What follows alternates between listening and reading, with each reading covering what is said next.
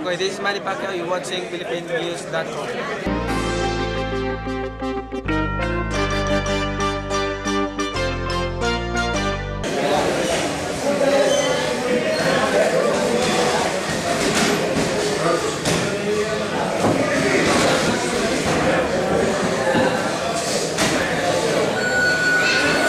So, sa World Championship naman, marami rin akong dinaanan bago ako naging Olympic team.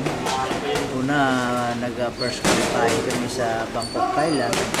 So, una sa local tournament na pala elimination, kapwa ko Pilipino na nag-elimination kami para ako ang magpasama sa Asian Boxing Olympic qualifying.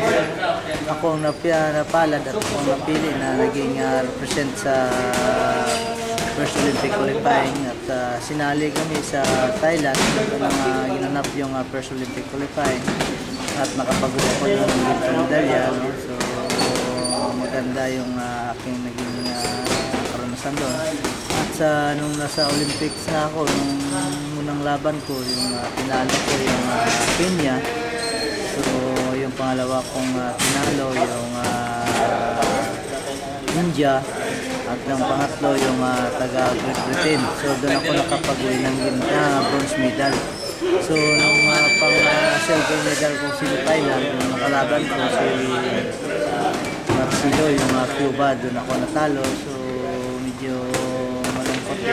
Siyempre, pinapangarap ko rin na makapag-uwi ng gintong medalya mula sa Olympics. So medyo hanggang bronze na pero at least kahit pa paano, hindi naman ako nabigo sa aking mga pangarap dahil paano nakapag-uwi ako ng bronze medal sa Barcelona Olympics. So malaking karangalan ito na ibigay ko sa ating bansa at